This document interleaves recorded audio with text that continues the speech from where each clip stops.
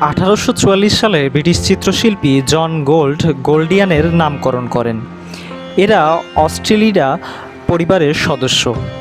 গোল্ডিয়ানের ঘাঁটি হলো অস্ট্রেলিয়ার দক্ষিণ বনাঞ্চলে। সেখানে ওরা দল বেঁধে লং টেইল ফিঞ্চ এবং অন্যান্য গ্রাস ফিঞ্চের সাথে ঘুরে বেড়ায়। এছাড়া আমেরিকাতেও রয়েছে প্রচুর পরিমাণে এই পাখি।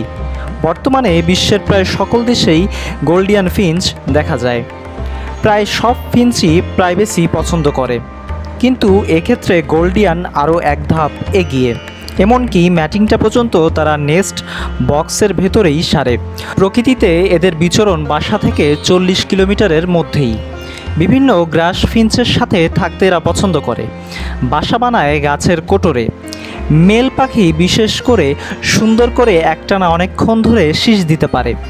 প্রজননকালে ছেলেটার কোর্টশিপ ডান্স ও দেখার মতো একটা জিনিস। একটি গোল্ডিয়ান ফিঞ্চ লম্বায় মাত্র 10 থেকে 12 সেন্টিমিটার পর্যন্ত হয়ে থাকে।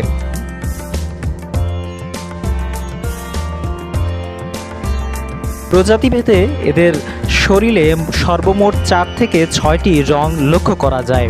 গোল্ডিয়ানের বয়স নির্ধারণ করা খুবই সোজা, কারণ বাচ্চাদের শরীরের রং মা বাবা থেকে সম্পূর্ণ আলাদা। বাচ্চা অবস্থায় সারা শরীরে একটি মাত্র রঙই থাকে। গ্রিন ব্যাকের ক্ষেত্রে হালকা জলপাই রং, ব্লু ব্যাকের ক্ষেত্রে হালকা নীল এবং ধূসর, ইয়েলো ব্যাকের ক্ষেত্রে হালকা হলুদ এবং অ্যালবিনো বেবি হালকা সাদাটে। সাধারণত 2.5 থেকে 3 মাস বয়সে মল্টিং শুরু হয় এবং 5 থেকে 6 মাসের মধ্যে প্রাপ্তবয়স্ক হয়ে উজ্জ্বল রং ধারণ করে। বাচ্চাদের ঠোঁট গাঢ় বাদামি বা কালো রঙের হয়ে থাকে।